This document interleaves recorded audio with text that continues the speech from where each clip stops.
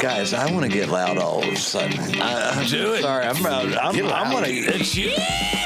I knew it was coming. I'm sorry, guys, Can't but I hold 'em need back. to do that. It is. You feel like Poseidon chucking that bugger down in the water. Sucking that bugger. Did you butt out that deer? I did not butt out that deer, but the next one I get, Okay. it's getting its butt out. Is that little Stevie out here in the back? Drobop. Bow drop, I'm sorry. Drobop. Hello. Stay tuned. I'll be back after my seizure. Every little chipmunk that was running around, everything's dead quiet, and I went like that. Just happened. Just happened. I saw what is in essence a nature-gasm. Welcome again around the Sonic Campfire, everybody. This is Uncle Buck, and I'm coming to you again with another epic time around the Sonic Campfire. Yeehaw. And who do I have with me tonight? Hey, I'm Ryan. I'm Catfish. I'm Steve. I'm Will. And I am so pumped up for this episode. You've been waiting for this. It's happening, isn't it? It's been over a year. This is the one. It's the one. It's the final one, and I think it's only fitting to be the final one. I figured I would be the final one, but whatever. That's cool. Final Fantasy. I wouldn't call it a podcast. fantasy, but it's definitely the It is my dream to be doing this podcast. the final chapter in the It's good to close her up. Get to know R2. Yeah. We'll start over again, but I think that... Let's start over. Let's do it again. I'll start it over. No, I'm saying, like, don't be Get to afraid. know. Like, there's more about us to get to know. Gotcha. But, All like, right. let's get the first round done. That'd be great. Yeah. But he's willing to start over again. I if you would want him to. start it over if that's Let's- what we need Phil, to do. I loved it that time. Oh, I liked You that. nailed time. it. Thanks. You did a good job. You nailed it. But why are we excited, guys? I'll tell you why we're excited, bud. For 1 year, we've been going through the Get to Know R2 series, right? It's not our fault. We've had a lot of guests. I know. We've been guest heavy, as they say In the industry. in the industry. It's a biz phrase. Yeah. But some people might not get it, but I feel like we've kind of been What, bud? star blocking our audience in a way that's a great way to put it. Oh, yeah, we star blocked them. because we've been holding back for the final get to know R2, The alpha. the alpha. He is our alpha. Does anybody The outdoor leader. out there in podcast listener land know who we're talking about? At this point, I think we're laying it on pretty thick. Well, that's what we're Might going be to able do. figure it out. We're going to get thick in this episode. Yeah? I'm talking about a thick beard. Nice. Yeah. Thick, manly voice. Yeah. A thick history of hunting and Thick. fishing, Thick tradition. Passion. thick full of love. Get on with it, bud. What is it? Huh? Go ahead, bud. Introduce him. We are tonight is finally the night we get to know Catfish. Uncle Catfish. Uncle Catfish. I'm happy to be here. I'm Mr. Thick. It's perfect. Thanks for coming here, Mr. Thick. No, Catfish, in all seriousness, it's only fitting that you are the final get to know R2. Yeah. I think you're the one who really ultimately gives us all inspiration in the outdoors. It's the truth. Are you nervous, bud? I don't get nervous. That was going to be my follow-up question. Was that a trick question? Start That with was it. a trick question. Why'd you open with your follow-up? That doesn't leave you anything to go makes to. sense. I'm going to remember that. Classic Steve. No. I'm excited. What do you want to ask me? I mean, let's just say, let's just say this guy inspires us to piggyback on Phil. He inspires us routinely. I mean, and I'm not just saying this because I've had a lifetime with this guy. Literally. Inspiring me to be a little bit more of a man. You know, I don't know another way to say it. The things that he does on his own, with his own intention, the going down deep inside. Yeah. yourself and spending countless hours by yourself, doing different things in the outdoors that would, like, most people don't even start to do. Like, they don't know, like, do an overnight somewhere by yourself. You think about it. You never do that. No one does that. This guy does it a lot, right? I just think, like, he does things that a lot of people don't have a concept of, if that makes sense. Like, it's not like Well, some of those days are inconceivable things of the past. I think are you talking about when I used to rifle season, like getting a tree stand at night and wait till morning so nobody else would be in there? all kind of, like, spending night, hunting fox, or just being like outside when nobody else is out, or on the river when no one else is there. Yeah, the rest of the world's sleeping. And Catfish is doing epic. Yeah, you're doing bad epic word stuff in the woods. I like nighttime. I'm a night owl. Yeah. But it's not something that I even do myself. I mean, I'll do it typically if Catfish is there. With them. So what you're saying, he's like the special forces of the hunting and fishing world. If he can do it at night, he does it at night. Yeah, he's clandestine. Yeah. Yeah. That's a great word for him. Clandestine. Yeah. That's why we look to him. We look for him like this. He knows a lot because he does a lot. Everyone's trying to play catch up. Yeah. To Catfish. Yep. Mm-hmm. And being the guy around the table tonight, but even for the group for the most part that knows Catfish the least, for least amount of time, the word that I use to describe him is a word that's become sort of a catchphrase of the entire podcast, but he's the reason that the word's even being used, and that's epic. Yeah. Like, Catfish is epic. There is an aura about him. There is a persona that is Uncle Catfish. Yeah. And a legend. Well, it's a legend. It's legendary. Absolutely. Yeah. And it's like milk products. But it's got its place. It's got its place rightfully. Is where I guess I'm going with that. Like, rightfully. Rightfully. Oh, okay. Yeah. I heard some of the stories. My first experience with Catfish was in front of a microphone. Got to know him a little bit on the Span to Void episode, and I walked away and I was like, man crush. Absolutely. Yeah. Absolutely. It's hard not to. It was amazing the podcast that we put together that night. And for anybody who hasn't heard, I don't often try to drive you guys over to the Span to Void podcast, but if you get an opportunity, go check out Some Crappie Guys. What episode was it? I thought you knew the numbers off the top of your head. 176. Yeah, something like that. It was just re-released recently, so you shouldn't have to scroll far. Yeah. I purposely have kept my wife away from meeting Catfish. I've never met your wife. Intentionally, apparently. Intentionally. Because I don't want to have to go looking for another one. He doesn't have to grow a beard. Please. You guys are too kind. Oh, we just got started. Yeah. And we're Look also out, bud. BSers though too. Look out, bud. It's a good BS session so far. I like It's it. all from the heart, though. But It is. It absolutely it's all is. honest. And I don't want to bogart the whole beginning, No, the do whole it. opener. Bogart, buddy. But Bogart away. you said about how he inspires us to do things. I mean, if you look at the addiction that I have now with fishing in general, but kayak fishing or even wet wading specifically, like, that is because of Catfish. It's contagious. Right? My son caught it. He's got a fishing problem now. Yeah. So thanks for giving my son problems. He gave his boy He an had a addiction. laundry list of issues, as it were. Catfish. That's And so you cool. gave him There's more. more where that came from. That might be more expensive than other addictions, lures and Well, we'll get him into fox hunting at night and whopper plopper, oh man, yeah. No, he's But it's goose decoys. It's everyone that goose meets him. hunting's a whole nother animal. Yeah.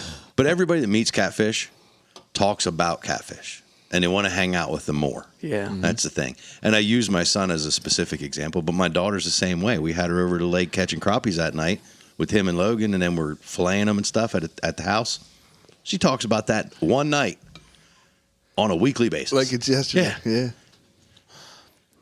I remember when I used to be cool to her. Now she might Catfish, and I'm out. So Yeah. You're like, Thanks I for that, hang out too. with Catfish. There's always that uncle. Ryan. There's always that uncle It's true. that eventually takes over. I'm slipping her monsters. You're not looking. She's all caffeined up. That's all. Here, Monsters and grab one of the 30 monsters that are in Gummy my worms. back seat. I appreciate it, guys. Thanks. I don't believe in anything you just said, but I appreciate it anyhow. But when we started, essentially posted outdoors Yeah. over 10 years ago, and before that, I never really took a picture. I never videoed anything. And so, Will and Posted Outdoors and then now Rutten River is actually, like J&J Outdoors just said on our last podcast, and everybody says it's hard to sell film and it's hard to take those right pictures when you're in the moment. Mm-hmm. And I've learned a lot through Rutten River that I have found as much enjoyment now is taking photography as I have, like shooting the camera as much as shooting the bow. Shooting a gun. And so, I appreciate it, but it's just in the last 10 years, it's just a lot of time in the field. And I think as much time as I spent in the field in my younger days, it's even gotten more. It's doubled since I've picked cameras up. You have a reason. I have a reason to share it now. I got 10 years before that I never told anybody about anything I ever did. Just went and did it. I also get astounded at what you don't share. I mean, there's pictures and things that he never show you this. Where was that?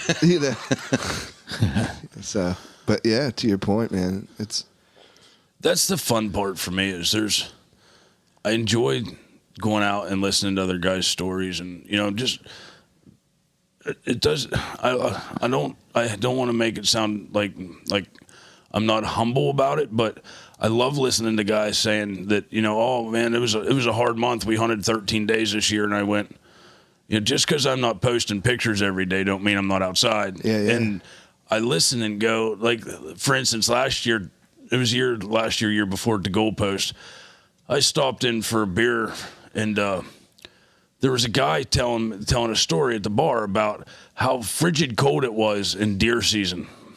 And now this was like a month and a half later in February, and I just got done laying in the goose fields, and it was like minus 13, minus 15 degrees out, and I went, Must have been rough. Must have been a rough deer season at 52 degrees, because I pretty remember Christmas last year being 62. Yeah. Yeah. But before you get carried away, Catfish, with all the stories, we can't let him skip out on a lightning round, though. We can't. You're so right, Phil. I need to pull us back a little bit, as much as I want to get into Catfish stories, because Lord knows we could get her done. Go for episodes. Epic episodes with Catfish stories, but we do need some lightning round. Well, why don't you start us off? Hunting or fishing, Catfish? I'd have to say fishing nowadays. It was hunting my whole life, and in the last year and a half, the tables have turned. It's picked up for all of us. Yeah. Yep. I've found there's always been a passion, but in the last year and a half, it's been more than that. It's starting to become the spiritual side of what I found in hunting is now becoming being in the river wet wading with you guys, and up at Soda's Point and 200 feet of water in the fog when you can't see anything, and up is down and down is up. I've always loved fishing my whole life. Fishing was fun. But now it's become something different. Is it because it's more social? And I know this is the lightning round, but I have to follow up with that question. That's Sorry. All right. I think that it may be. That could be a big part of it because, like Will said, there's a lot of time in my life I hunt by myself. I'm very much a loner when it comes to hunting and fishing, but this last year and a half it hasn't been. And, there might be something to that. Maybe you found the right company. I'm pretty sure I sat on a rock with you and Stevie while you come up out of the water this year, and I caught a picture of a bass jumping over your head with your fishing rod in your mouth. Jesus. And is that a nature-gasm? Is that not a perfect Sunday morning? To use Will's term, it was a nature-gasm. Will was reeling in a bass in the background. I'm pretty sure Ryan was downriver picking up Will's Kitex he dropped in the river. It floated right to him. Thanks for the Kitex. There was a lot going on in that moment. So I'm going to say, in this point of my life, fishing. Awesome. And there's the essence of Catfish. because it's the lightning round. And Yeah. that last 3 minutes was his first answer. Yeah. And that's why we love the man. Crunchy or smooth? Oh, crunchy. What's your favorite drink? Black Tab Orange Monster. The Black Tab one. Gotcha. Orange Tab is not so good. As Uncle Black Buck. Tab. Uncle Buck likes the orange tab. We You had would. we had this discussion Yeah. the whole way home. Yeah, all the way home. You're I wrong. can see that. You're wrong. No, you're wrong. No, you're wrong. No, just try it. What was the first gun you owned? It was actually a single shot 22. I don't know the make of it. Still have it. It's old. Pretty sure the scope's crooked. Killed a lot of squirrels though. Yeah. My first deer rifle was a lever action 30-30 Marlin. See, this is how much of an alpha male Catfish is. He asks his own questions during the lightning round It's and answers them himself. Like, if nobody's going to ask, he's asking them himself, and he's going to answer them. I'm not going to interrupt him. My mind is like chess. But It's you- thinking a couple steps ahead. I know it, but No, Stevie's is like Roll with checkers, it. so slow down. I just jumped in. Stevie's playing More like Cuba. Tiddlywinks. It's a family show. Atari. What's your favorite color? Black. Favorite superhero? I'd have to say that it's Wolverine. But Nice. That's a good one. yeah, Wolverine for sure. I have a Hugh Jackman, yes. Is Man crush. I'm not saying that Wolverine's bad. Yeah. The No, I ability, gotcha. the ability to heal that fast, I need that. Second is Lego Batman. There you go. No. No. Boxers or briefs?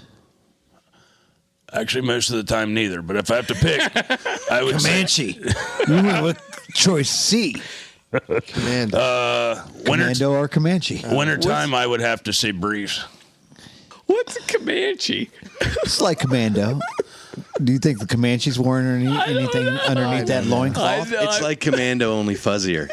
Comanche. Fruit of a Lou. It's more American. It's native. It's All right, but that's Primal. whatever, dude. That's cool. Whatever you're into. Comanche. Male or female? I have to be partial to the females. I think you're the only one other than I that chose female. I can't. You're. It's a teeter totter. It's an odd question. Go back and check the tape. I think you should listen to some of the old ones. I don't think I think anybody picked male. It has to be left to the determination of the person answering the Yeah, question. we never clarified like what the Well, question that's the was. beauty of that question. That's why I originally proposed it. That's why it's a just, speed round. who knows? Yeah. Who knows? Chicks. 8-foot bed or 6-foot bed? Really? Yeah. 6. It's easier to turn around the driveway. Your driveway, especially. It fits through the woods better. Point taken. You see, I'm having trouble with the lightning round on this because anything I think about asking him, I want to know. I want to know why. I want to follow. Oh, up. yeah, I do I want to too. ask extra questions. Teach me, This Catfish. one's tricky. We got some time. Kayak or wet wading? I have to go with kayaking on this one. It's almost a close tie, but I like the kayak. You buy a kayak every year. I buy a kayak Or every year. 3? Favorite mammal that you ever hunted?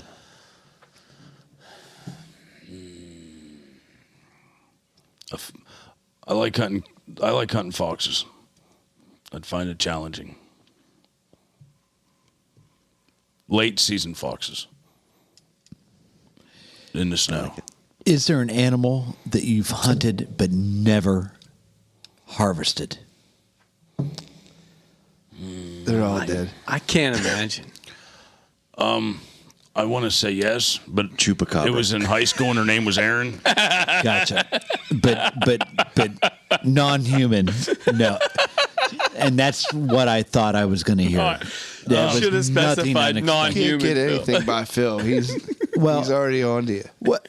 You guys must have had a deep well, no, talk the last very week. fact that I have. If Catfish sets his mind to something, he usually He'll figure it out. seals the deal. Yeah. So I'm not trying to yell. I have one. I have not yet shot a black-faced coyote, and I have tried a lot. Okay. Have you seen him? Have you ever had the opportunity? I have seen one in my lifetime. While you were hunting? No. It was on TV. It ran across the road in front of my truck on a back country road, and that's what got me looking at them and got me addicted to having to have one. You sure it wasn't a Doberman? I'm fairly certain it wasn't a Doberman. How many it times? could have been a Doberman. I'm not saying it wasn't a Doberman, but A long-haired Doberman. yeah. How many times since that experience have you driven down that same road slowly? Every time I get down that road, I get down slowly and look in that spot. Yeah, Nothing. I don't know how many times. A lot. It's funny how we do that. Yeah. I've been down that road maybe 4 times this week, so I don't know how to answer that. Many, many times. I get down that road in my dreams quite often. What I should have done to get him. I should have went after him. What's your favorite meat to smoke? Because you've made some pretty good smoked meat. I would have it's Hold on, I'll get Lucas on the line. Yeah. Lithuanian, so they can tell us. Dude, that night, Catfish gave me the meat sweats, though, when those deeper boys came in. Seriously. I would just, I mean, there's lots of good stuff. I would have to say just, like, if you take a backstrap out of a deer and cut it long ways so that and wrap it in bacon, I don't find anything better than that in the smoker for me personally. But fish is always good. Straight bass is good in the smoker. Never had it. Me neither. Salmon. I had some salmon one time. That was good. Smoked salmon. Pulling us right out of the lightning round. Sorry. No, it's good. I got a story about smoked salmon from this week when we're ready. What a better time to transition out of a lightning round to follow up on that. Smoked salmon? Yeah. That's what I'm talking about. I went to hibachi this week for the first time, where this guy... I saw... Yeah, he's got a giant knife on him, and he's like slinging butter, and these spatulas are flinging all around. I didn't know what we were getting into. He's throwing eggs on his head, like literally on his hat, and he's spinning eggs on a spatula. And it was fun. I mean, it was, for me and Lacey, it was like $82. What? For 2 people. And I had some rice and shrimp, but Holy I didn't realize, He made a volcano for you too, right? he made some little, onion volcano that was on You fire. ate It's at expensive. Haas's like 4 times. I know. Well, I didn't know. And everything tastes like soy sauce. It was all the same thing. So, but anyhow, it got expensive because I ordered some sushi for the first time. Yeah. And I had a buddy there that was telling me what's good, what's not good, and let's try this. And I got red snapper, and then I got smoked tuna. Okay. I got smoked striper, which is one of the reasons, that I got that one. And I got, I don't remember what the other one was. Whatever. It's another fish. It's all raw. Salmon? With salmon. No, it wasn't salmon. It was something else. Favorite. Anyhow, it's like a chunk of, like a little fillet of fish on top of some rice, and they bring it out. It's like 3-4 inches long or something, and they line them up on this weird square plate that's long. I don't know clue how anybody fits them in a cupboard. And Well, if it was long and square, it was more of a rectangle. that's what it was. Yeah, it was a rectangle. So I got in lieu this of the square, Yeah, I got this lieu of We're gonna call sushi. a rectangle. Yeah.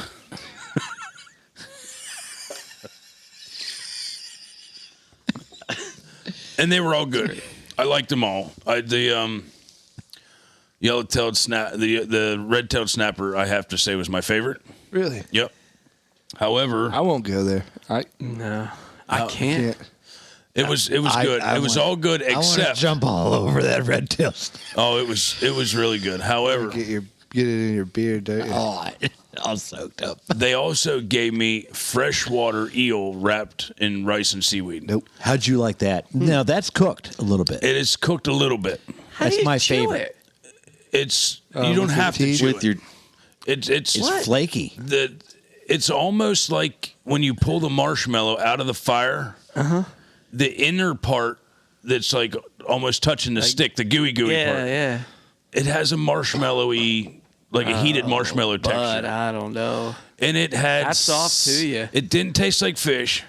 It It's didn't taste like the river, but there was some kind of sea creature type of water creature you could taste. But it was like a probably sweet from, like, meat, weed. though. Like it's oyster my seaweed. favorite of the sushi. That I fresh can't water. say I cared for it. Have you I had believe raw- that, I it was believe they different. call it unagi. Have you had raw oyster? You got some mad unagi. No. Did it have I love it.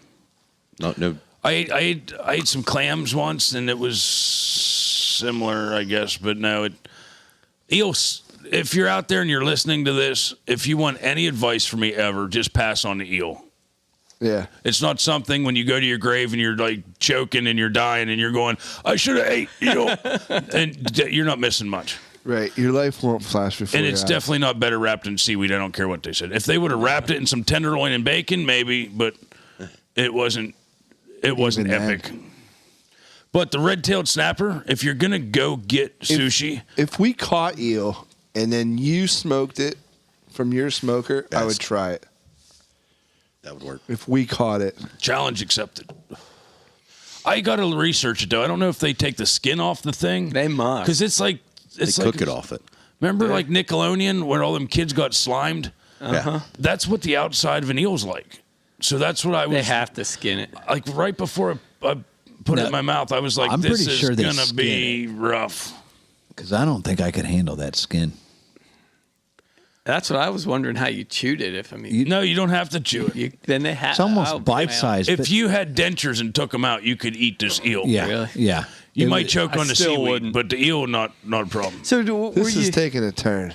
um, I forgot about. Which way are we going? Remember we were talking about Uncle Kev? Yeah. Oh. Now we got into sushi. It's like Well, Iron he's He's Chef. our onion. We There's were many layers. Smoked turkey, or no, smoked salmon. Yeah. We're talking about smoked salmon. my last- I had some smoked salmon. It was good. Yeah. Raw even. last question on the sushi, then we can move on. Oh, bud.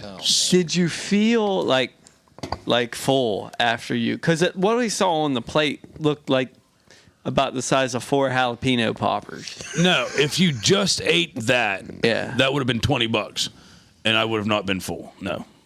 But all the other stuff they cook for you is another picture At I the can hibachi. share. It's well, the that's rice. like the That rice pork fills fried rice. Yeah, and the it's sweet you and eat sour rice and you chicken. blow up. Actually, we were all right. we were Cool. trying to go see the new movie with Batman and Wonder Woman and all, the Justice League movie, and I made Yeah. it to the movie theater and went like something down deep went girl, and I went, oh, That's all we're not soy. we're It not was the going to a eel 3-hour on the movie. Skip it. Yeah. Yeah. We ended up at Home Depot walking around. No. I wanted to go see Batman. Hibachi ruined it. So aside from the mac and cheese Darn you, hibachi. that has become as epic, Your gut was like, bonsai. It was. Raw fish does that to a man. and we would all agree, right? Catfish's mac and cheese is epic. It's the best I've ever had. Aside from the mac and cheese, that obviously goes along with the various, the plethora of smoked meats that you provide from your smoker. What would be Catfish's favorite side dish? Besides mac and cheese? Yeah.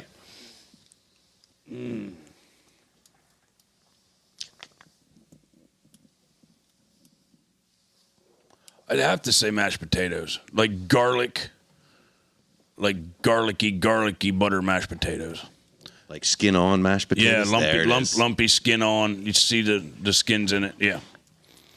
Yeah. I'm with you on that one. That'd have to be my second favorite side dish. I had your mashed potatoes before. I think we're skipping over a major food group of yours. It was going to be my next lightning round question, and Yeah. we got But, it like, cut off. Phil shut it down. Your mastery of deer bacon.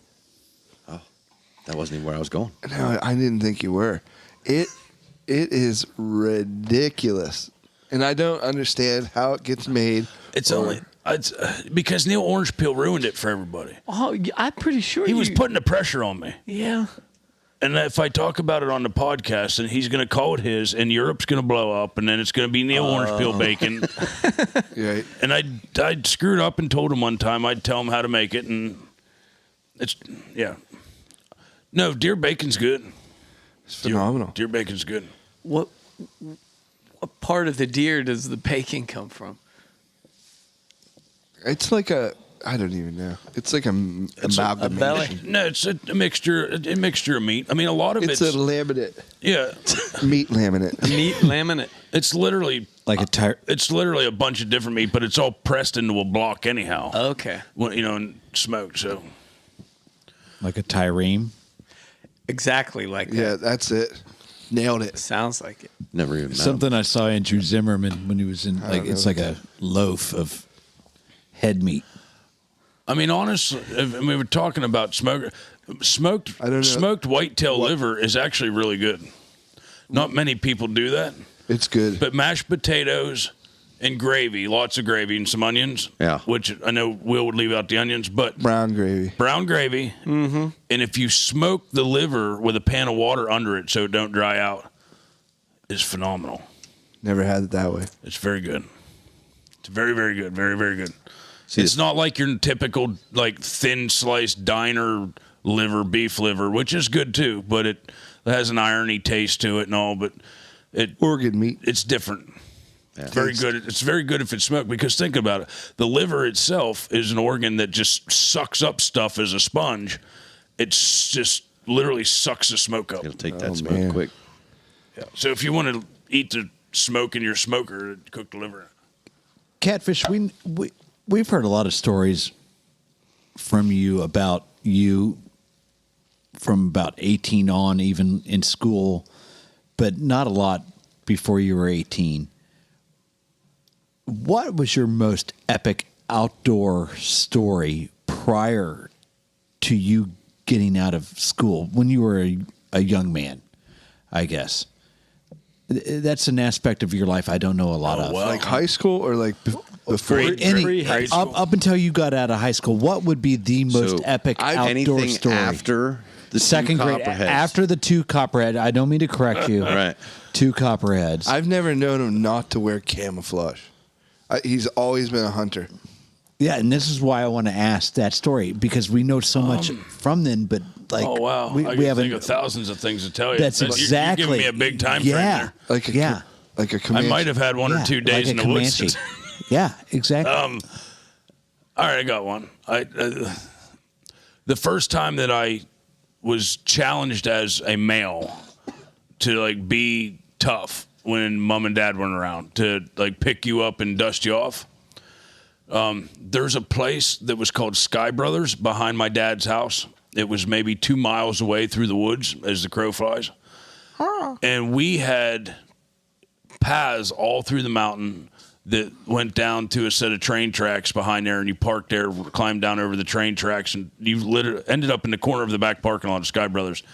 And I know it sounds, and now I'm talking maybe 5th grade, I don't know, something like that. 6th grade maybe, 4th grade, I don't know.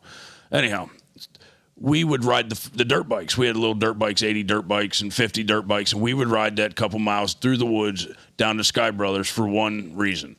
They had these, it was like a food distributor joint, so when people went in and bought stuff for the restaurants, but they had these weird little tear-out packets of fudge, like liquid fudge. And we would get down there, and you could buy like 3 of them for 50 cents. Back then, and they're big, and we would eat all 3 of them and ride back. Like it was like all hopped up. Oh yeah, but I had a little 80 Honda dirt bike, and there was a couple switchbacks and a couple little hill climbs. Nothing horrible for a young kid to do, but challenging to go to Sky Brothers. And on the way back, it was all uphill. So on the way to Sky Brothers one day, me and Brandon, my neighbor, who also, I think he had a 100 dirt bike, we were flying down through the woods. And as you come down this one trail, you had to be hard on the front and back brakes to make the right turn, and then goose on it to get up the hill. And as I come down over that hill, I didn't hit the brakes real hard. And it wasn't like I think I would have made the turn. However, I ran, as I'm airborne, you was airborne for about 10 feet, not far off the ground, but about 10 feet when you come up over this thing, and then you had to smash the brakes on. I ran right smack into a 4-point with a dirt bike. What? Oh yeah. he was standing on the path because, you come up, you can't see him. You come over top the hill. And it was always scary because if there was other kids with four-wheelers and stuff in our mountains, and if you come over that hill, you'd run right into one coming the other way. And so you always had that in the back of your mind as you crested this hill. But if you didn't hit it and get some air, you just weren't cool. Yeah. So because they know on the other side of it, you have to smash the brakes to make the turn. So that was the cool part to the cool kid. Anyhow, I come over the hill and I smash my dirt bike right into this deer, knocked this deer down. Unfortunately, I broke my ankle. I cracked my wrist back then. It was horrible, but that was the first time ever that He just threw up hand quotes, folks. That can't see Did you that. splint your ankle with the hindquarters of that With deer after you ripped it apart with your With bare the buck hands? I did, horns. but I had to sit in the woods with Brandon, who was not. Back then he wasn't kind of as boyish. Like he could ride his bike, but he wasn't real. He wasn't like a fix-it-all type of person. He wasn't a manly dude. No, He wasn't a manly boy. but so my seat broke off my dirt bike. It flew off, hit this deer, knocked it down. This deer got up and ran off.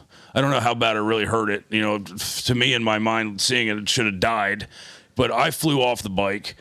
And I had to crawl back over to the bike, and we had to figure out how to get the forks and the handlebars to match back up. It died years later as a 10-point. Yeah. with a tire scar on the side of it. You called him mongoose. Yeah. You couldn't ride the bike. Once we got the seat kind of on it, it kept falling off. This was with a broken ankle and a broken and I wrist. had to get the bike up, and we had to get the handlebars in the front tire didn't match up anymore. So picture like putting it back up without the broken ankle and trying to ride it. Yeah. Pointing the handlebar straight, the forks would go to the left. So you just ride in circles. Yeah, nice. Oh, yeah. And considering what I just came off of down the hill, I wasn't getting home. The handlebars in your crotch to go straight. Yeah. So we literally Add had to insult put to injury.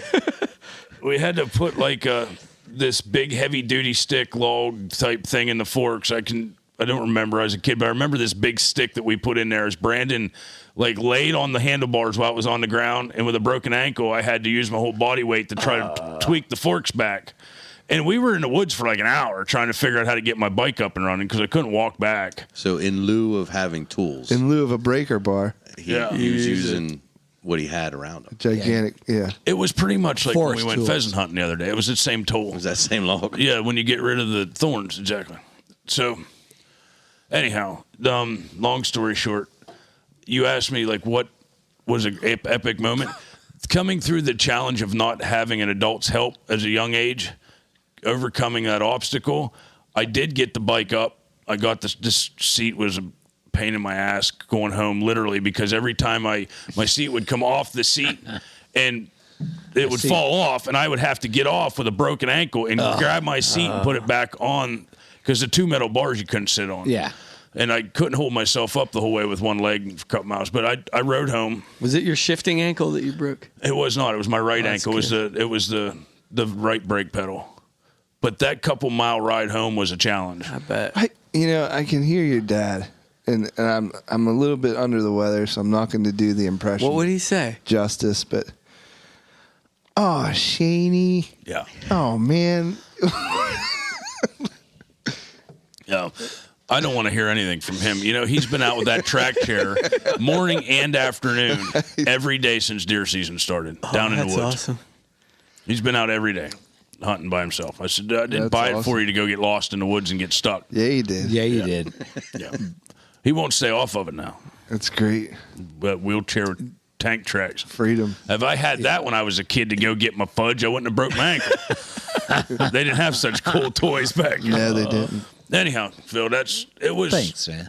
the short version of a very long, painful day where I learned how to, if it literally doesn't kill you and you can make it through it, it ups your game a notch to go. I could have quit and said, Brandon, go get help. Yeah. But I'm not I'm not into that. Let's get home Yeah. before my fudge melts. I hear that. I did not, and honestly, if I would have sent Brandon for the 3 packets of fudge and come back to get me, I would have carried the bike home. I mean, that's how rich this stuff was. Oh, man. But that's exactly why I ask those questions, because you never know what you're going to get back from the catfish. I mean, it's like rolling dice, guys. I don't like 4 points, by the way. And when people ask me why I don't like 4 points, I just tell them you wouldn't understand. Yeah. That's why I don't like 4 points. That would have been illegal. They're arrogant back then, right? I have a little bit of a backstory for things that I say, and I don't always explain them well. But that's why I don't like 4 points. That 4 points like a sister. On the opposite side of that, Kissing your sister, I should say. What's the use? That needs to stay in. I blew a bubble out, but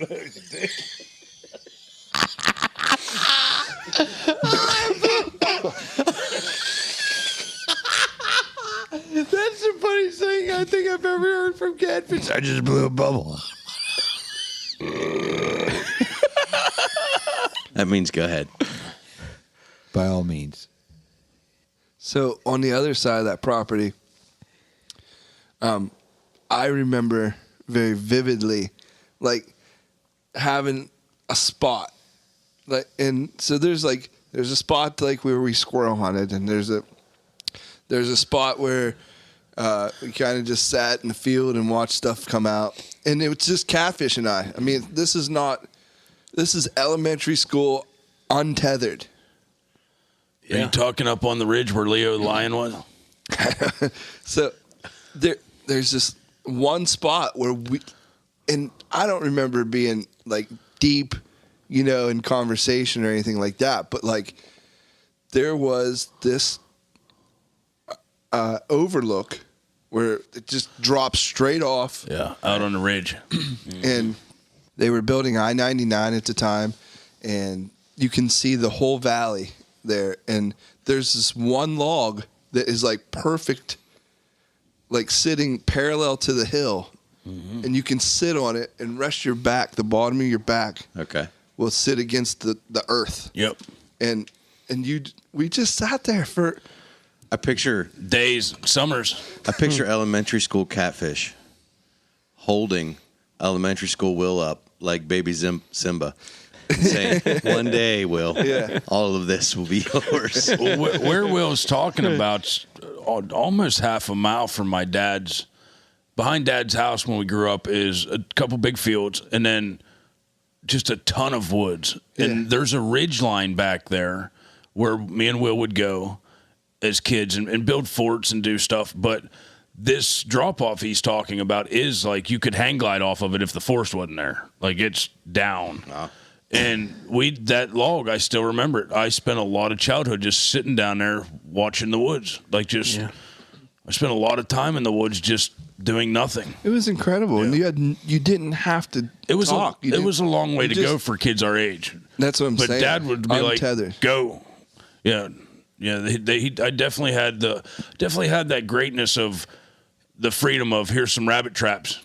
Get going. And I lived at a trailer park at the time. And maybe that's not a surprise to you guys. Not to me. But anyway. High living. Very early on, my parents, we lived in a trailer.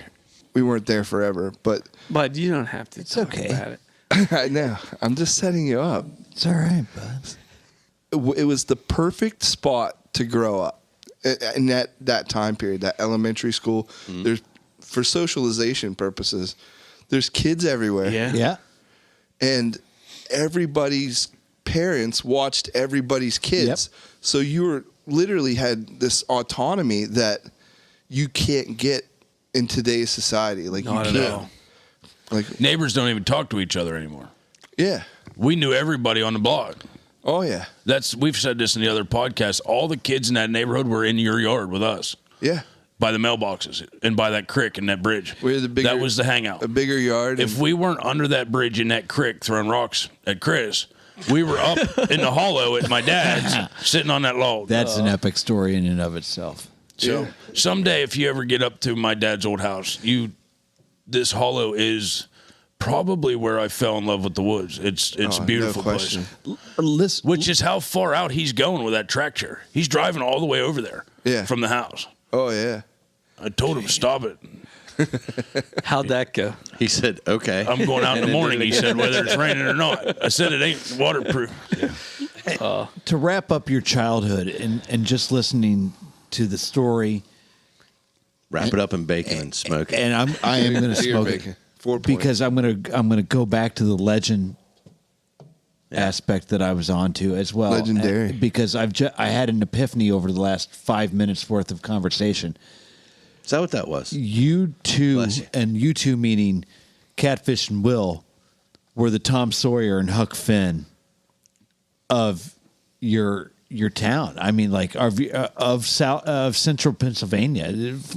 Actually, I mean, I get that feel, being a Missouri boy and being brought up around Mark Twain and Tom Sawyer. I get that feel that adventure, that independence, the coming of age, all of it is wrapped up in one. It's a Tom Sawyer story for modern days, guys.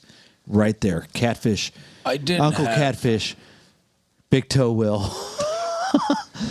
I did not have many neighbors growing up. And yeah, a lot like Will. I mean, we didn't have money growing up. We had amazing parents that gave us everything, but they didn't really have a whole lot. But they gave us everything they had. Yeah. But it was not. You're right. It was not a bad childhood because I did nothing but build forts, catch rabbits, ride a $140 dirt bike all over the mountain. And without my dirt bike, it was even better. I mean, the summers for me didn't consist of, unless we were down at Willowbrook where we played with other kids. Will was up with me, and that's when we just did mountain stuff. Like, it was a great mixture of social interacting growing up, learning how to, like, play with the kids in the outdoors at Willowbrook, but we could disappear up into the mountains at Dad's house where it was just us. And it was crazy. I never made time to think about that portion of it, and I think a lot of why we do what we do is because of that. It's amazing how you don't realize it, but the Jell-O literally will take the mold of the mold, and if you don't take time to look at the mold, I mean, that's what our mold was. Right on. We grew up in the Appalachians of Pennsylvania, and we hear other people say that, oh, you grew up in the Appalachians. We had the Appalachian Ninja on and everything. And I mean, they do a lot more stuff than we do, like building things by hand. But we grew up like that, brother. We just didn't realize it because we're too young. You lived it. You didn't have to realize it. It was life. Yeah. So fast forward a few years, and you find yourself as a teenager up in Alaska as a guide hunting Dall sheep, correct? A packer trying to get my guide's license. Okay. Yeah. Okay. And you've talked about, how that came about, in previous episodes, but we've never really got a good Dall sheep hunt story. And I don't think there's very many people that listen to this. I mean, we have quite a few whitetail hunters, all those things we talk about a lot, but how many people that we know can say, I've hunted Dall sheep before? So can you talk about that? Give us Yeah, absolutely. a good story, a good overview Dall of how sheep that hunt? works. Yeah. Sure. So as Steve said, like when I was 17, I ran off to Alaska for various reasons. But as time went on, when I was in Alaska, they put me in a little out camp. From main camp was about 150 miles from the nearest town. And then they would float plane you out into Smoky Creek Camp, which is like 60 miles away, something like that, 50, 60 miles out. And they land this little Piper Cub on this little dirt strip in the middle of nowhere in a valley.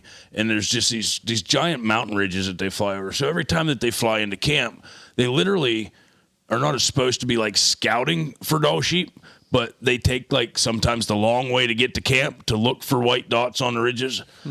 And we got into Smoky Creek Camp, and there was a hunter brought in. I'm not sure if he actually had his own TV show back in the day. His name was Tom Pena from Today's Hunter, which I don't know if I'm allowed to say that or not. But yeah, you're fine. he had his own TV show back in 1997. As far as we know. And he brought a cameraman. And can you imagine the camera equipment back then? It was a lot to deal with. Yeah. And when you're hunting Dall sheep, it is literally, to me, and I've heard it from other people, but to me, the hardest hunting I can imagine in the world, because it's literally just days of climbing uphill and playing the wind. Dall sheeps can, wind you from 300-400 yards away. They have eyesight like hawks, and they can literally stand all 4 feet on the top of this beer can. Like, they only need a teacup to stand on. That's insane. Hundreds of pounds. They're a lot bigger than a whitetail. So this guy comes into camp, and he's a total jokester. Like, Tom was hilarious, as most, entertainers are. And we get in this old Jeep that has wooden doors built on it, 4 different tires and rims, that literally the guide took 3 summers to drive to Smoky Creek. He drove it he had him and a buddy. They bought it from me. Yeah. They took an entire summer to drive it until it stopped and let it sit over winter, and drive it again and drive it again. From the stories that I was told, anyhow. Yeah. $200 cash. Could have been 3 months. Could have been 2 months. I don't know, but a while. Regardless. No receipts. So if you can picture a 300 or 400 yard wide Susquehanna that is a dried riverbed with just trickling water here and there, a couple inches wide, all over the place. This is what ran through Smoky Creek's ravine. Yeah. And we would get in this Jeep and drive over the river rock up through the canyon and stop and glass with Shawashki spotting scopes and looking for Dall sheep. And when you found one, in this case, this hunt, when we find one a couple miles up the creek in this old Jeep, you get out and you start to hunt. And it's literally like after the first 6 or 7 hours of hiking, you think you would get close. That's just like where you're stopping to stage to decide which way you're going to go after them. And then like the real hike starts where it starts to go up. So we hiked after this Dall sheep for a day, like set up spike camp, spent the night, went up more levels. And you get up there and you look down in the valley where you came from, like where the Jeep is. It's surreal. It's like you're looking over top of like all of Pennsylvania. It's just that vast and huge. Like I hear about the Rocky Mountains where you can drive at them all day and not hit them. It was kind of like that. You can hike up these mountains all day for days and then like never get to the top of them. Wow. And they're super thick. So we get up. Let's run to the end of the story. So we hike and John hike and Denver's hike. Full of shit, man. Yeah. We hike and hike. And the film guy, the great thing with like Rutten River with us filming and taking pictures, I still have this VHS tape that Tom sent me later. I'm carrying, I mean, you got to remember, I'm 17 and in shape. I just got out of, I just quit high school. I just got done with football. And I have my pack on, and I'm a packer, so I have a big pack on with all the camp stuff. I have Tom Pena's pack on my back, and I'm carrying his cameraman's backpack strapped on the top of that. So I have 3 backpacks on, and it shows Tom, like, walking beside me, like, dragging his ass up the mountain with his gun. Sorry, Tom, but you know I'm right, if you ever hear this. And it shows me, like, walking up beside him, and it was great because it was just like a sheer drop-off with Mount McKinley in the background. Oh, nice. And the cameraman, as Tom comes up and stops at the camera, it shows me walking by him, and he said, I talked Shane into carrying my pack. He's huffing and puffing. He says, I don't feel bad about it neither. It's still one of my favorite shots of all time. But we got up there, and the guy did extremely well. He put Tom in range. Tom made a phenomenal shot. This was my first experience at 17 ever on what B-roll footage was, because it was weird to, like, why is he shooting again? Like, why are they filming him shooting a second time? It's down. We did all this work to get close to him. He shot this thing, and it was like a 200-yard shot. And it was down a ridge and up a ridge, so he shot it on another ridge line. They filmed him do all his stuff. Wow. And we went to, cut this sheep up, and I told a little bit of the story about the 5 stomachs on another podcast. But that's when all the work starts. Like, there's no glory about a sheep hunt. There's no glory except for, like the pictures and the shot. The hunter has to feel such passion and emotion because you're literally there's not blisters and there's not cramping legs. you're way past that. Like if you can't get through that stuff, you can't hunt sheep. It's past exhaustion and tiredness to the point where you're a robot. Like there's a job, like you're driven. We're doing this and that's it. And then once you get to that point and make that shot and you're so exhausted, there's a high. There's so much more to being a packer because those guys leave. You skin, cut, and quarter and strap raw meat to your back in bear country. And you not only have to go back down these sheer rock cliffs and you got 140, 160 pound pack on. The cramps and the blisters get much worse coming back. And I remember finally getting back down to the base and having to walk across that 200 yards of uneven rock bed to that Jeep. I still remember to this day when people ask me what my favorite vehicle is and I say a Jeep. Once again, I have a long story why. I loved that Jeep because it carried that thing the last 2 miles back to camp, all that meat. Yeah. But it was a glorious hunt. I learned a lot. I learned for the first time in my life at 17 when I went to Alaska, I knew everything when I left. I was a cocky, outdoorsman. Even when I got there, I'm like, I'm from Pennsylvania, Dad's taught me everything about hunting. I found out I didn't know shit. Really? Yeah. Those guys are a different breed of men. The hunting's a different breed altogether. So just a lot like me getting back with my broken ankle with the dirt bike. Yeah. It's just another level of going, there's so much more that you could push yourself past that you don't think you can when you have no choice. It's like if you don't have the choice, you only get back. Yeah. You don't. It doesn't matter how. But you only get back. If you don't have that choice to fail, you'll do it. And I think that has a lot to do with, like, even in society today, is that choice of being, I'm going to give you the easy way out. Yeah. People usually take it. But if you don't have that choice, you will do it. Your body will do it. Your mind will do it.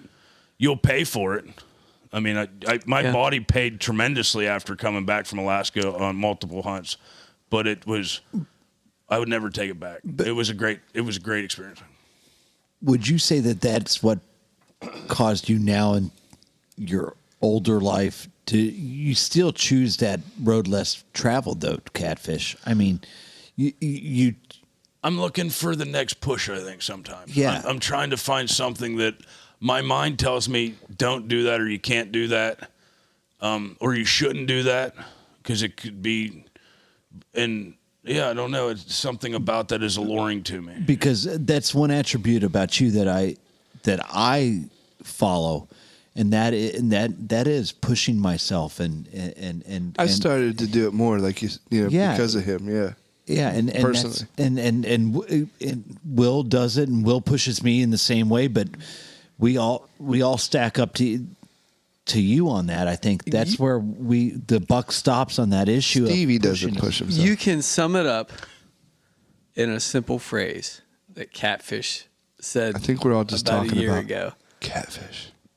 Life begins where your comfort zone ends. Amen. He did say that. Yeah, he did. Yeah. Truer words have not been spoken. Amen, brother. On a podcast. On a podcast. But one thing I can say is that Or on a tablet.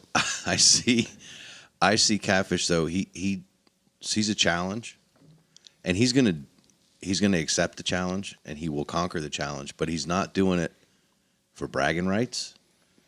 He's not doing it for glory or anything else. He's just doing it for himself. He accepts that challenge a lot quicker than most men.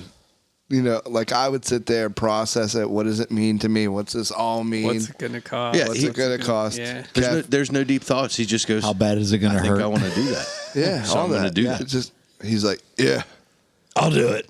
Where do I sign up?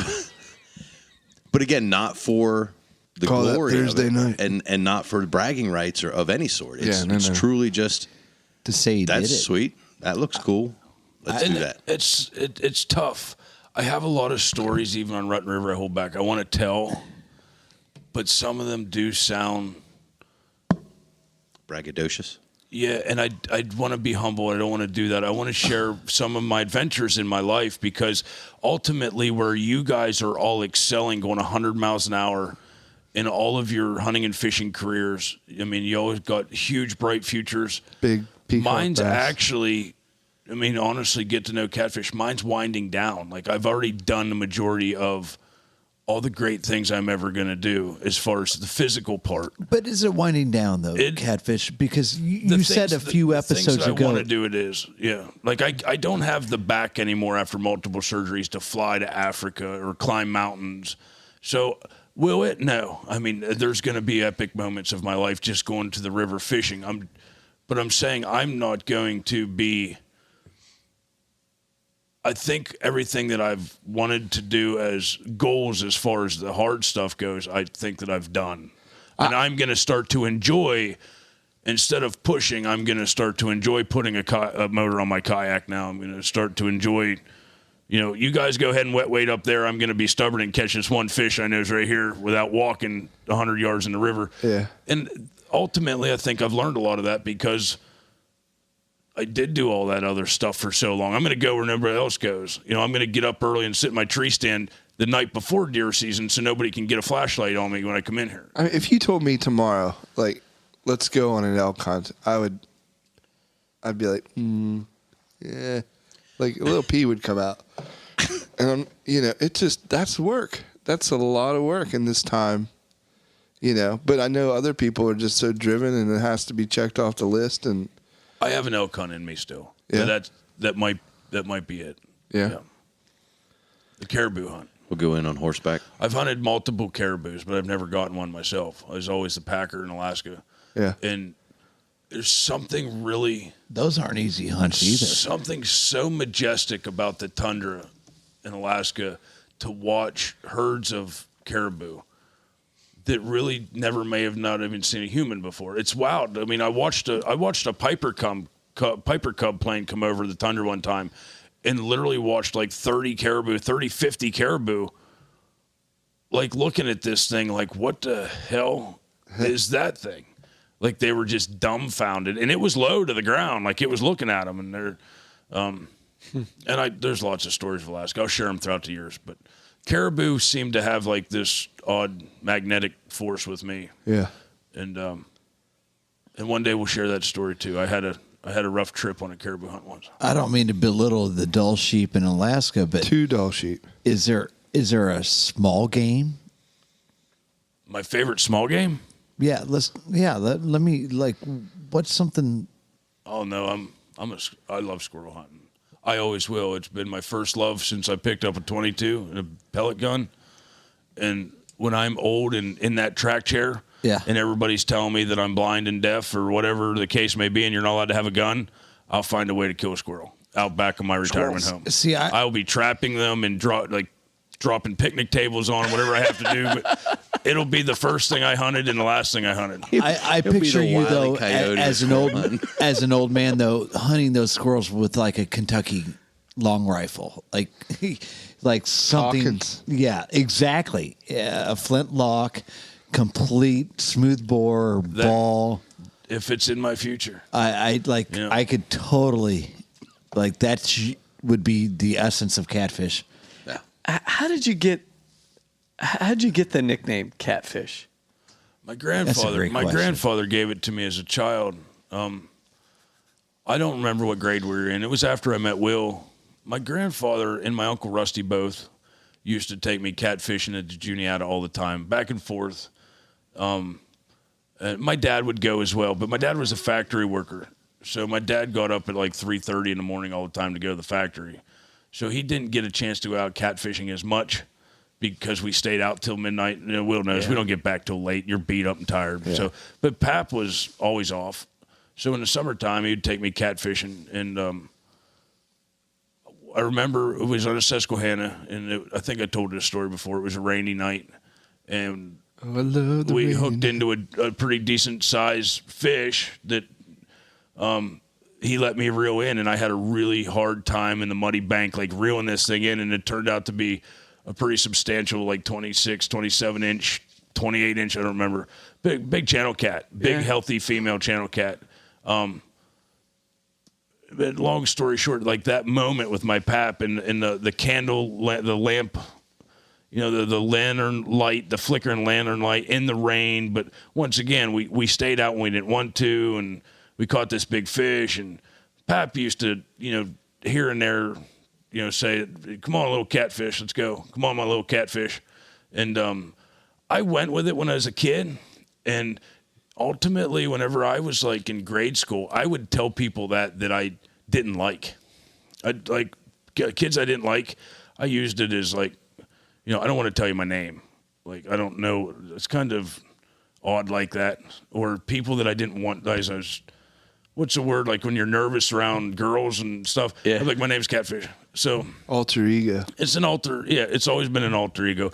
But I went with it through high school. And high school was like a football nickname. I'm not wearing hockey pads. And I went to college as an older person after I got hurt, because I entered college old after I hurt my back.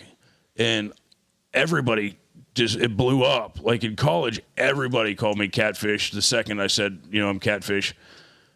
I don't want to know anybody. It really built from there. And that was the first time other than like football guys calling me Catfish, which was a cool nickname, in college is where I really accepted the fact that, it's actually me. Like, it's always been me. I just never accepted the fact that it was me. The whole plan backfired on Stevie.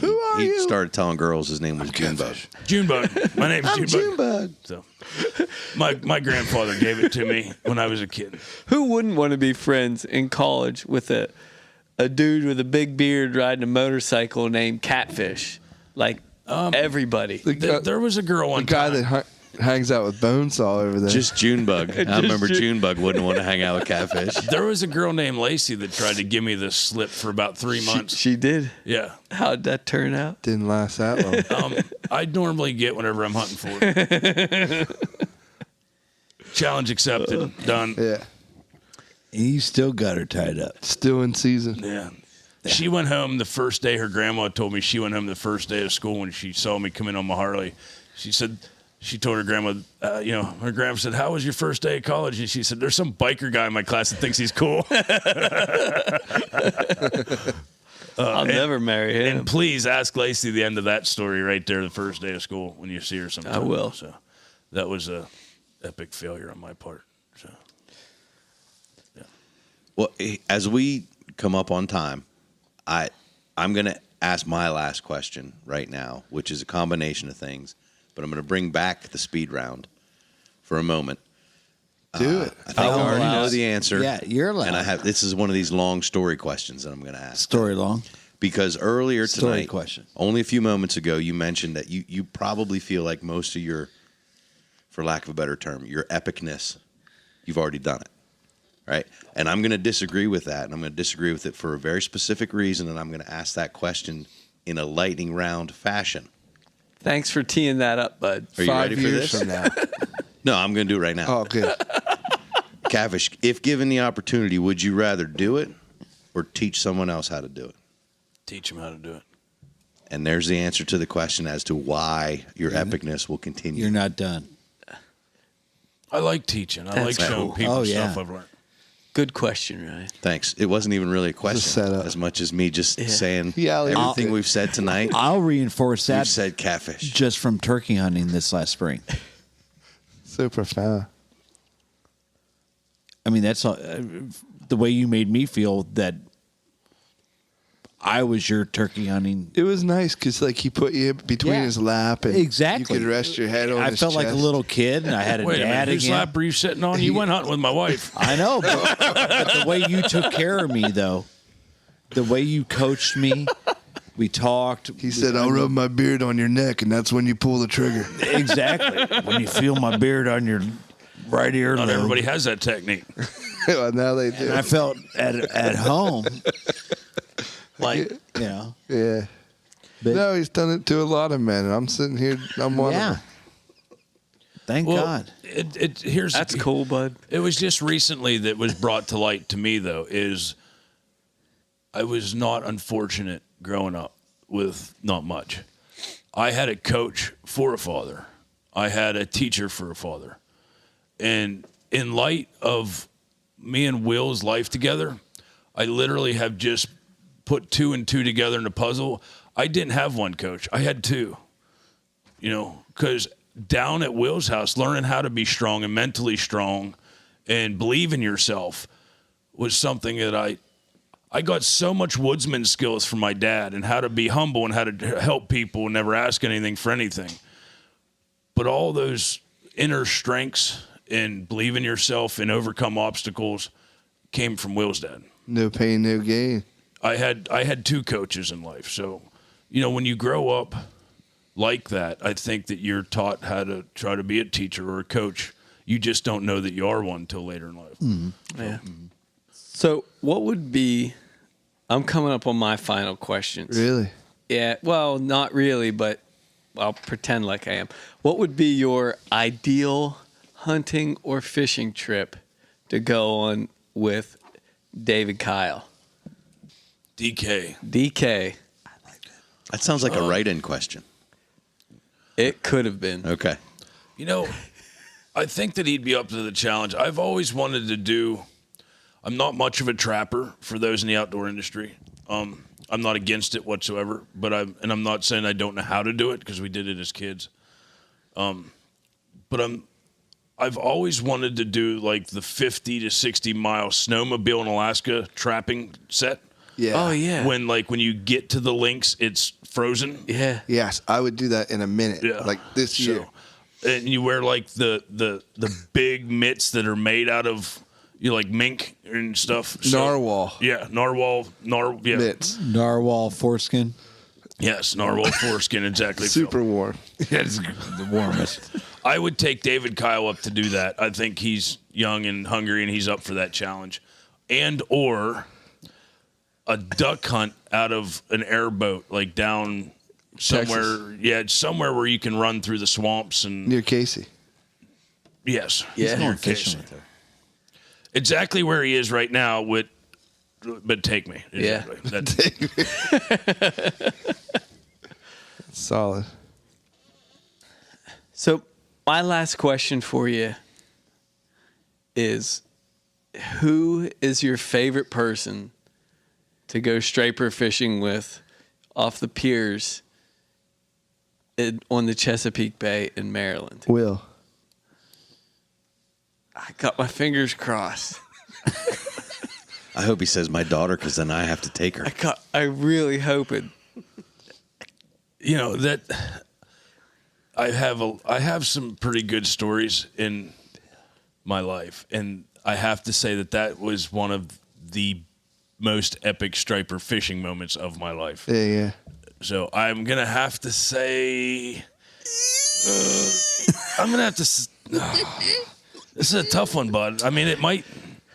I mean, who's in the running? Do you have a Narrow it down to your top, 3. No, I'm pretty sure I have a winner. It would have to be Stevie Miser. What about You're too kind. Steve Miser How for did sure. He Stevie brings the even- bloodworms. I didn't.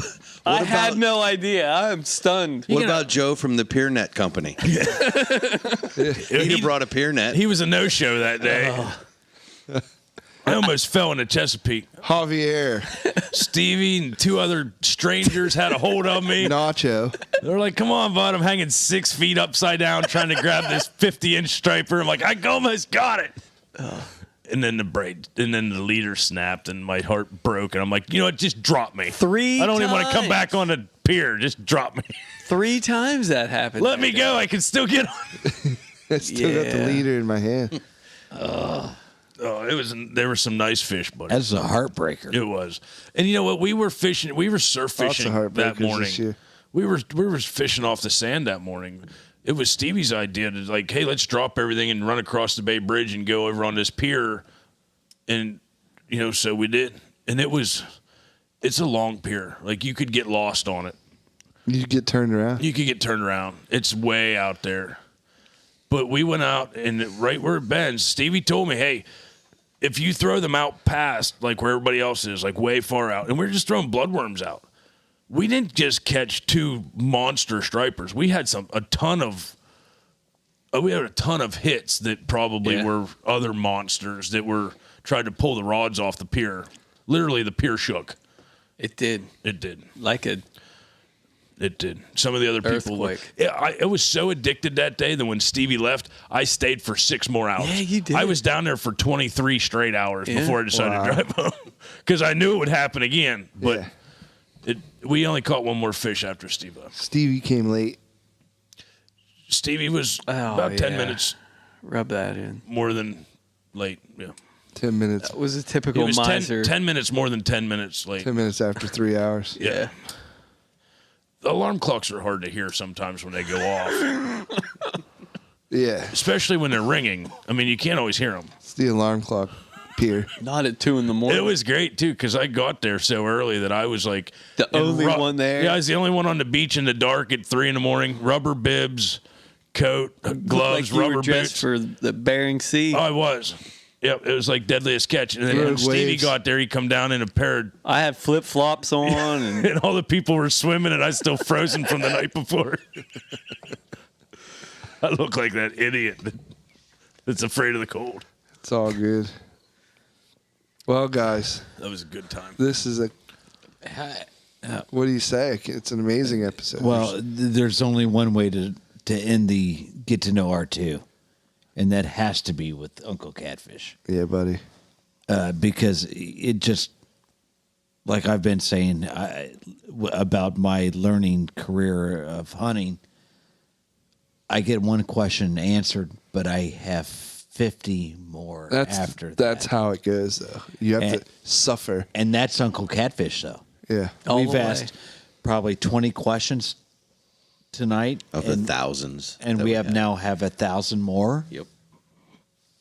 about the enigma that is the catfish. Oh, I had fun. Stop it. Huh? Don't give me a big head. That costs $30 extra. Yes. He's already got a big beard. Yes. I will tell you one thing, though. Through my hunting career, through Posted Outdoors and then Rutten River, and my brother Will pushing through this, even at times where we didn't want to push anymore. Yeah. I tried to quit. Yeah, through this, all this, what I did actually get out of it was a little bit of self-confidence that I was good at what I did. And the fact that I can share some of my stories, because it's tough to tell people in Pennsylvania a hunting story because everybody's got one, you know, And they're long. and they're long. And you got to sit through them because you care. Well, you got to know if Nicky Joe dies or not. Oh, man, we're going back to Nicky Joe. Nicky Joe. Oh, No, Nicky Joe. oh my! we did, on our trip back home last week, we did talk a lot about Nicky Joe, didn't we? We did talk about it. And we laughed. Bless its heart. The only one lightning question that we did miss that nobody asked me was I do like Stromboli's better than calzones. Strumberry. We knew the answer. Yeah, we I already thought he knew was that. going with the food questions. I was going to ask you corn dog or stromboli. Oh, that's a great way to close it out. Yeah, that is. That's like a conundrum. You know, I'm gonna have No, I to said say corn dog. I'm about to say corn dog because I'm a busy person and it's just quicker to roll with a corn dog than Well- it is to dip the Stromboli. It's meat and carbs on a stick, bud. It's good to go. Yeah. I'm going to tag on one more. You would. Stromboli piggyback. hearts or butts? Oh, I'm a Hearts fan. I'm a Hearts fan. Will's learning to love the butts like me. No, I don't want to hear you cry. Tell me about What? it. Did you butt out that last Stromboli? Not the last stromboli that I had, but the next one I get, it's getting its butt out. Butt it out. All right, bud. I'm proud of you. Hey, I'm proud of us all. Catfish, thank you so much, man. Thank you guys. Thanks for the kind words. I'm glad we could finally get it done. Now We we meant can at least get on to some 90% real of them. guests. Well, I'm not done with you, and I think there's at least another show left about Catfish, maybe in a year or two, Who knows? or No maybe timeline. next It's week. But open-ended. I'm not done with the legend of Catfish. I don't think the public is. I don't think even Catfish is done. I think legend's a strong word. I'm only 33 years old. So we're going 33. legendary. I'm 33 going on 32. Yeah. Oh. And that beard doesn't look like the same it was Beard's at the 33. outdoor show either. And we'll let everybody else figure that out. You call me gray, Phil. Yeah. No more grayer than I am. Women like the silverback. They do like the silverback. I got the silver side. You got the silver front. Embrace it, brother. Yeah. Embrace it. No, I'm getting older. We'll see what happens. Catfish, just thanks so much. I know that sometimes talking about yourself is not the easiest thing hard for you to do. It's true. I can shut down pretty quick. And but I appreciate it. The podcast is definitely a therapeutic. I like it. Yeah. It's fun. And this brotherhood that we keep talking about week after week on this podcast isn't something that we just make up. It's real. The fact that I know that we're recording and everybody else hears it gives me some freedom because I sit with my brothers that I'm actually talking to. To sit here and look at you guys and talk makes it comfortable enough to know that if you all were here, we would be weirded out. Yeah, if you all were actually sitting in this room, I wouldn't talk to you probably. And it's not because I don't want to. It's Quit just looking at me like that. Yeah. I'm Catfish. I'll answer direct questions. Yes or no. Yeah. That's how I roll. Blood knot or polymer knot? It turns out there is actually one more question. It's generally asked by Will, but I'm going to throw it out there this time. You ready? What is it, Ryan? Catfish, where can they find us? You can find us at www.ruttenriverpursuits.com. You can follow us on Instagram at R2Pursuits or follow us individually at R2Buck and at R2Stevie are our strongest points, so make sure you check those out. You can hashtag 2D Taxidermy to try to get your picture on the cover of our website, a picture of the week. Yeah. And you can listen to us on Stitcher, iTunes, and Castbox. Castbox, yep. Libsyn. And Libsyn. And Stevie, by the way, I have a question for you. Fire away, bud. If they were to go on and follow us and click on it, what was that you were talking about earlier? So if people are listening on Facebook, you mean? Yeah. Yeah, so sometimes our direct links are posted on Facebook, right? A lot of people listen that way, but don't just rely on us to post it on Facebook because we may be a day or two behind. So if you're using an iPhone, go to the podcast section on iTunes and search for Rutten River Pursuits. That's us. Subscribe to the podcast. If you're using an Android phone, download the Castbox app, search for us there, and subscribe to the podcast that way. The episodes will be automatically downloaded every week or sometimes twice a week, depending on how we feel. On the week. Yeah. And make sure you go to our Rutten River Pursuits podcast on YouTube and smash that like and subscribe button. We're going to have some pretty amazing things coming out here with a Great American Outdoor Show right around the corner. Rifle season. Man. Yeah. Rifle season. I'm already tired. Closing up, so we got some rifle season stories coming out. And Stevie mentioned it too. If you do listen through the links on Facebook, don't keep them to yourself. Your friends want to know about it too. Make sure you share the link. Don't be selfish. So everybody else can hear about it too. Right on. If you enjoy us, more people will too. Yeah. Well said, Debatable. Hey, thanks, Catfish. Thanks, Stevie. Will. Thanks, Phil. Ryan. No problem. It's been an epic night, to use a Catfish term. Thank you, guys. Coined a phrase. I've had a great time. Appreciate the kind Turn words. of phrase. Let's kick this pig. Peace out, everybody. Love you all. Keep the tires upright. Rig 'em weedless. And move and exit. See ya.